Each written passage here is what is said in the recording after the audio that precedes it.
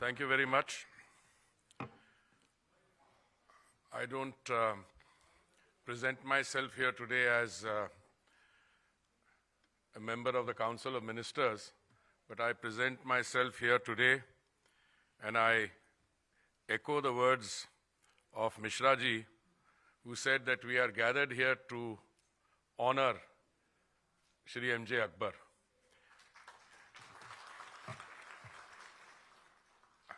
Not only is he a friend of long standing, but I think apart from honoring Shri Akbar, we are also honoring scholarship today. I've had the privilege of reading, I'm reasonably confident, all his contributions. Even during the course of travels into rural Karnataka and Kerala in the last few days, I also had the opportunity to leaf through his latest contribution, which is going to add to a growing bookshelf of Akbar's, MJ's intellectual contributions to the literary world. I'm very pleased and I'm honored to join such eminence. The Honorable Governor, whom I have had the privilege of knowing for many years, in his earlier avatars. Nripinder Mishra ji has been both a mentor and a guide. The National Security Advisor is somebody who's, I have a claim to his affection, and therefore I will not say more. Shri Ram Bahadur Rai ji and I work on some projects, and of course Shri Mohandas Pai. But let me, if I have your permission, respond to one or two points that the distinguished Natwar Singh ji made in the foreword. We are missing him here today, and I join others in wishing him the very best of health. But one of the questions he raises is, why should someone need to write a book on the Mahatma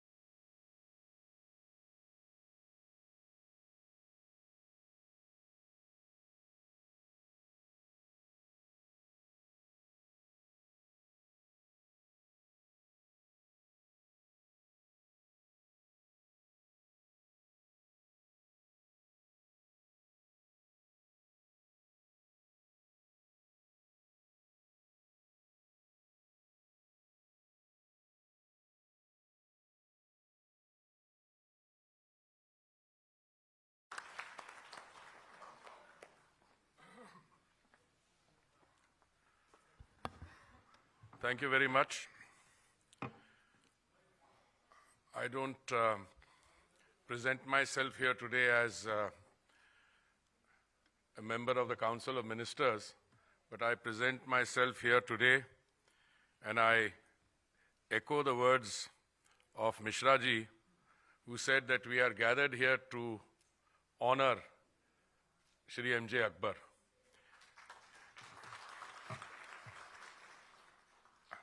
Not only is he a friend of long standing, but I think apart from honoring Shri Akbar, we are also honoring scholarship today. I've had the privilege of reading, I'm reasonably confident, all his contributions. Even during the course of travels into rural Karnataka and Kerala in the last few days, I also had the opportunity to leaf through his latest contribution, which is going to add to a growing bookshelf of Akbar's, MJ's intellectual contributions to the literary world. I'm very pleased and I'm honored to join such eminence. The Honorable Governor, whom I have had the privilege of knowing for many years, in his earlier avatars. Nripinder Mishra ji has been both a mentor and a guide. The National Security Advisor is somebody who's, I have a claim to his affection, and therefore I will not say more. Shri Ram Bahadur Rai ji and I work on some projects, and of course Shri Mohandas Pai. But let me, if I have your permission, respond to one or two points that the distinguished Natwar Singh ji made in the foreword. We are missing him here today, and I join others in wishing him the very best of health. But one of the questions he raises is, why should someone need to write a book on the Mahatma when I think he mentions a figure 11,000 have already been written? Seems a relevant question. But then he goes on to say, perhaps Gandhi is being forgotten by the generation. And this is a pontificatory note. Most of us who are growing old strike, I also do it, as if my generation was more Gandhian and the next one is less Gandhian. I don't think that's the case. On the first one, on 11,000 books and which have been written on this great, one of the greatest human beings, whoever has ever influenced men and events, I would say that there are still aspects to Gandhi which need to be understood and understood in perspective. And I think MJ's attempt to look at Gandhi through these three campaigns is also a spotlight on the evolving Gandhi. I was once put in my place. Many people have put me in my place over a long 40 years in the Foreign Service, 6 years outside think tanking, another 7 years here. But I think it was a South African ambassador to the UN, Baso Sanko, if I remember his name was, particularly sharp and erudite friend of mine. I was taking great pride when I joined in New York as permanent representative, and we had decided, in pursuance of the UN's decision to celebrate 2nd October as International Day of Nonviolence, and I had, I think, called Ramachandra Guha and called some other artists, and we had a very good function. And I was perhaps in a slightly celebratory mood. I said something about how Gandhi represented, and I said some nice things which all the previous speakers have been saying. And he said, listen, my friend, come here. He said, you guys, meaning you Indians, sent us an English-educated barrister. I almost froze in my, this thing, because I knew what was coming. He said, the gentleman you sent us went to University College London, got his law degree, was called to the bar in a temple, and then you sent him to us, and then we made a Mahatma out of it. So I must say, Gandhi does not just belong to us, but I think we are doing more to reclaim and to focus on what the Gandhian essential message is that has ever been done earlier, and for that I salute a lot of people, and I come to that. Akbar's 3 campaigns start in the 20s, 20s, 30s, and 40s. But there were campaigns before that as well.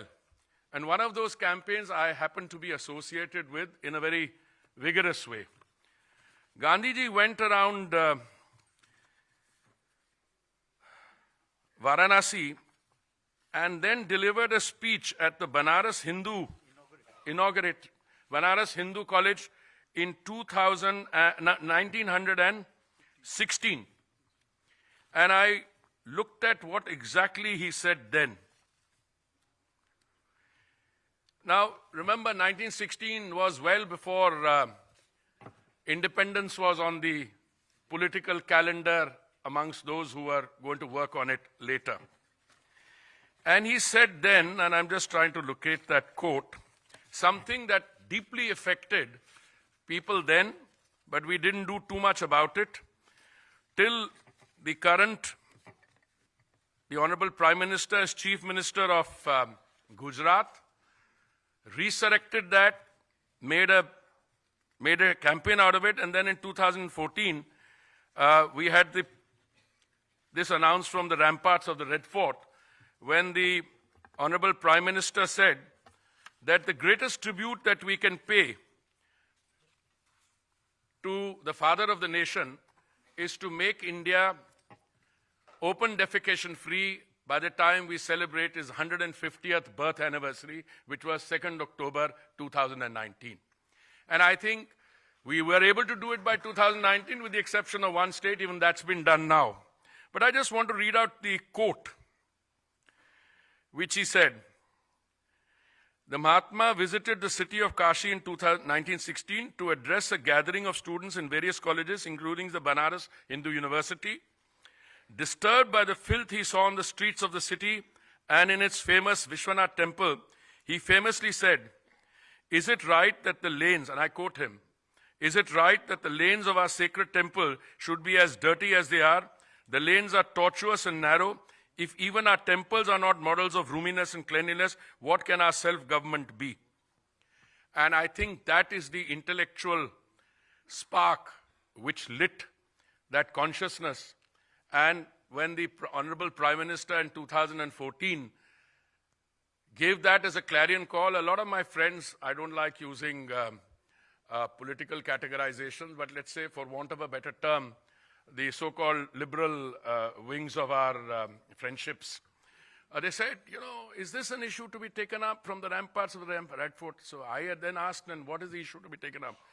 Pakistan ki baat kare. Arey bhai, this is the most fundamental. And yesterday we had the 8th edition of the Swachhta Sarvekshan, which carried out a competitive process of 4,900 of our cities and urban local bodies. And in that, 12 crore people participated. The assessors went to 1 lakh installations, and then cities were ranked according to that. This is, again, a pre-campaign which my friend Akbar, his 3 campaigns, and I would add this. There are several other aspects to Mahatma Gandhi which are beautifully brought out in this elegantly crafted book. One is Gandhi's sense of humor. And 3 of the examples that Akbar gives, 2 have been ones I've been giving for a long time. The 3rd one, I think, is when Kasturba puts him in his place and says, yet another... But I think when asked his views on Western civilization, the Mahatma replies almost effortlessly, would be a great idea. Then when he goes to, I think it was a 1930 conference or 31 conference, and he is, for the London weather, somewhat underdressed, and asked, he said, well, the Emperor George, huh? This was when he was called for the official royal reception. The royal reception. And the English insisted that he wear a suit. Yeah. But couldn't go in a dhoti. Yeah, but also, he also said, he said that His Majesty had enough for both of us. When he came out, he said, yeah. The journalist asked him that, were you properly dressed? So he said, no, don't worry. Don't worry. The emperor had Enough clothes on for both of us. So I think, there is something to the man and his simplicity. But what strikes me, and I don't want to take up more time, is that Gandhi is also capable till today of being underestimated, deliberately misrepresented, but the contribution that that man makes and the manner in which he makes it, again, without wanting to score a political point, well, a lot of people contributed immensely to the process which resulted in India's independence in 1947. English-educated lawyers starting in 1885, Annie Besant, A.O. Hume, number of people. But I don't think the process would have turned out the way it did in terms of the results it produced had it not been for this man who realized that in order to make a movement like that successful, you have to create that umbilical link between lawyers and a mass movement. And I think Akbar's three campaigns bring that out very well. And I want to conclude by an experience I had when I just finished at the university. I was applying for a job. And in those days, perhaps even today, interviews for young aspirants turned out to be intellectual slugfest between the guy interviewing and the person. I was fortunate I had a man called R.S. Sharma, head of history department, who was interviewing me for one of the Delhi University college history jobs. So he wanted to provoke me. And in his typical, he was a good Bhumiyar from Bihar, in his typical style, he asked me, and what are your views on Gandhi? So I was effusive. I said, the man did this, the man did that. He is something that we owe an immense debt of gratitude to. And then in order to provoke me, he said, but at the end of the day, he was a banya. So I was a little taken aback. I said, how do I respond to this? No, he's not referring to his guy. Basically what he was saying is, he would mount a campaign, he would galvanize people, and then he would negotiate with the state system. And if the demands were met, well and good. If the demands were not to be met, he would be, sent into state hospitality for a while. And this is the third example of, when he was wanting to starve and Kasturbaji went and, handled that situation. But then my answer to him, I think, is what? I think he thought I was cheeky, but got me the job. I said, what would you rather have had? I said, if you want a revolutionary overthrow of a system, then the forces fighting the state system must be stronger than the state. I said, do you seriously believe at that time there was an alternative? He said, you have a point. But that is Gandhi's great success. He knew the reality of India. He knew how to turn it. And I think the beauty of studying Gandhi today, and you could probably have another 11,000 books, because the transformation that India required, Gandhi was the one man who understood it. And that some of that transformation we are still undergoing under very able leadership. But I just want to say, MJ, I'm so happy that you have another book. Don't confine yourself to just writing books. That scholarship should be used also in more public comment, etc. And all I can say is that this book will add to the growing bookshelf. And I wish you and all the success. Thank you, Mishra ji, for making this event possible. Thank you, Doval ji, Honorable Governor, for taking time off. Rai ji and my friend Mr. Mohandas Pai. Thank you all very much for including me, and I wish you all the very best. Thank you. Thank you very much, sir, for addressing us. May I now request Shri